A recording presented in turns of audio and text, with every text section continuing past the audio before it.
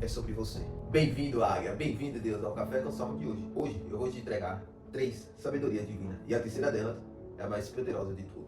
O Café com Salmo de hoje vai reestruturar a sua fé, confiança, alegria em Deus. Presta atenção. Todos nós sabemos que uma nova vida é sobre você e sobre mim e sobre todos os outros, mas poucas pessoas sabem interpretar isso como verdade. Mas hoje estou aqui para interpretar para você. Eu vou descodificar o Salmo 9, versículo 20. Preste atenção, porque isso literalmente vai trazer paz, fé, confiança inabalável em você e em Deus. Por quê? Porque você e Deus é um só. Você sairá dessa aula aqui agradecendo a Deus, tenho certeza. E você vai sair dessa aula agradecendo a Deus por ter ouvido esse Café com o Salmo de hoje. Então vamos lá. Salmo 9, versículo 20. E diz o seguinte: pois em medo, põe-os em medo, Senhor, para que saibam as nações que são formadas por meros homens. Sela, amém. Presta atenção. Qual é a descodificação desse salmo?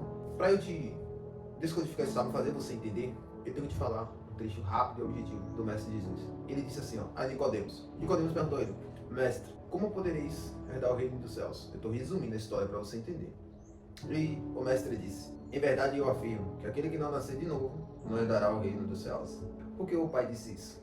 Aí eu vou ter que dizer uma próxima versão da palavra dele, que ele disse assim: se eu te falo das coisas da terra, você não acredita. Se eu te falar das coisas dos céus, você acreditará? Então, essas duas palavras de Jesus se conectam. Por quê? Porque ele disse que aquele que não nascer de novo não herdará no reino dos céus. E se eu te disser das coisas das terras, você não acreditará. Se eu te disser das dos céus, você vai acreditar. Isso se conecta por quê? Porque o manual da vida é para aqueles que nascem de novo. Nascer de novo como do Espírito.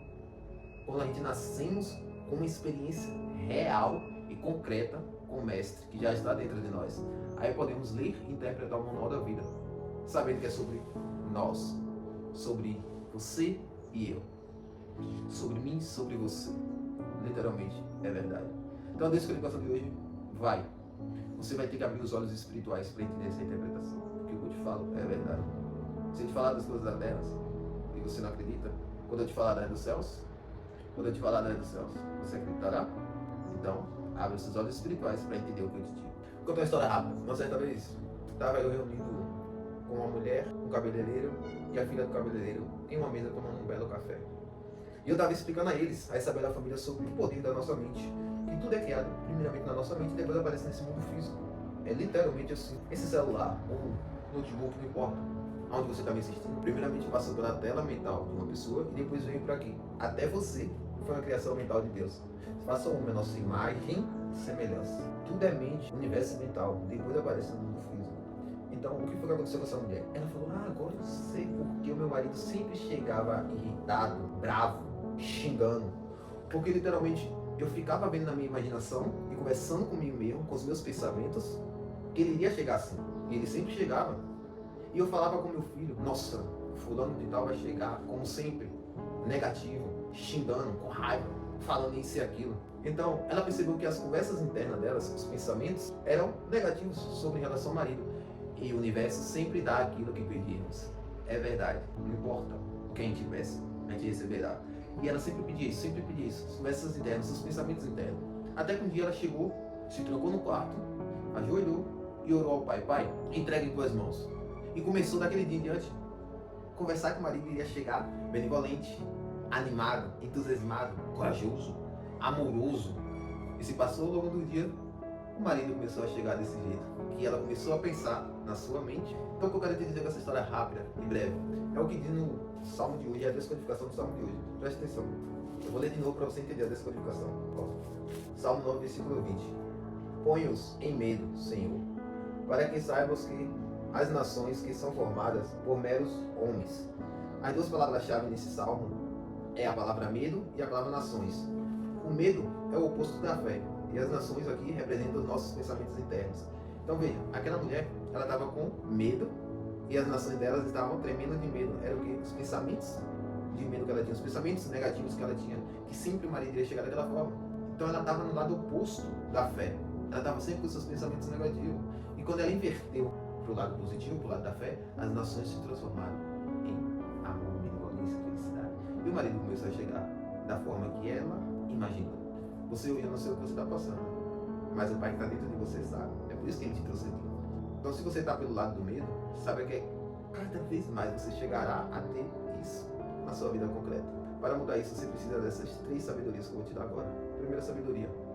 Lembre-se, a terceira dela é a mais poderosa de todas. Antes de eu te falar essas 3 sabedorias, comenta aqui embaixo agora, se você chegou até aqui. Comenta aqui, fé, e eu saberei que você chegou até aqui. Comenta aqui agora, fé, e eu saberei que você chegou até aqui. Porque eu saberei que esse vídeo foi para você. E eu sei que foi. E você vai comentar agora. Obrigado.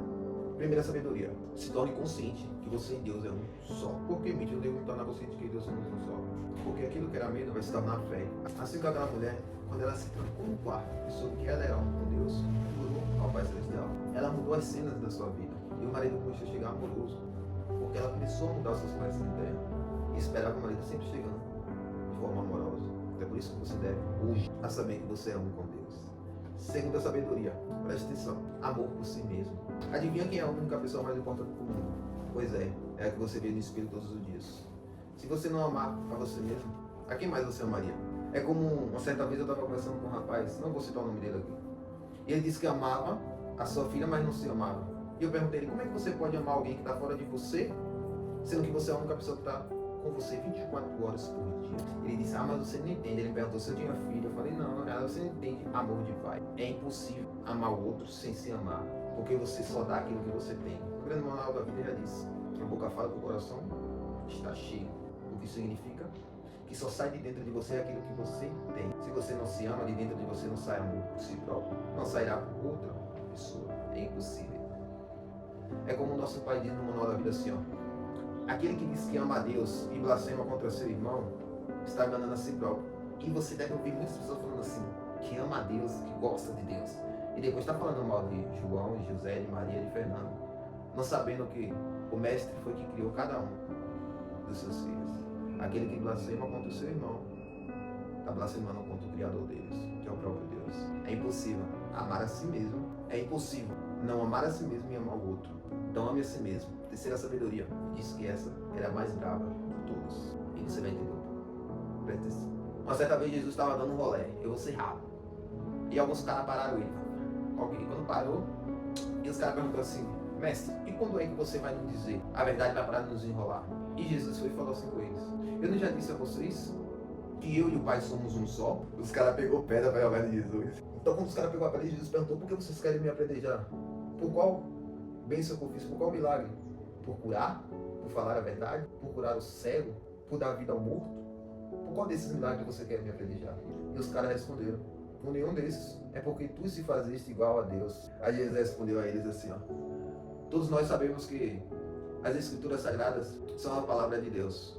E que está escrito na palavra de Deus que Deus disse, vós sois deuses. O próprio Deus disse, vós sois deuses. Aí eu te faço uma pergunta básica. Por que Deus disse isso? Porque só existe Deus. Deus é tudo que há e que existe. E aquele que nasceu do Espírito sabe que Ele e o Pai é um só. E eu quero que você nasça do Espírito hoje. É por isso que você está aqui, meu amigo. Vós sabeis que vós sois deuses. Nós somos deuses aqui na terra. Só existe Deus. É por isso que Jesus sempre falava, eu e o Pai somos um só. E sabe por que Jesus falava isso? Porque a única pessoa que pode dizer eu para si mesmo é você. Jesus não disse assim, ó, eu, Jesus, sou um com Deus. Não. Ele disse, eu e o Pai somos um só. Porque a única pessoa que pode dizer eu para si mesmo é você. E você é Deus. E não há como negar isso. O Pai já nos revelou. É por isso que você é imagem, semelhança do Pai. Não vós sabeis que sois filhos espirituais de Deus? E em Êxodo 3, versículo 14, diz o seguinte, ó, presta atenção. Uma vez, Deus deu uma missão braba a Moisés. Vai lá nos israelitas e fala e tal. E Moisés perguntou assim, e quando eu chegar lá e perguntar, qual é o nome do seu Deus? E Deus disse a Moisés, diga que eu sou o que sou. Eu sou o que sou. E diga mais, diga que eu sou me enviou a vós. E adivinha a única pessoa que pode dizer eu sou para si mesmo? Pois é você. Para mim você pode dizer tu é.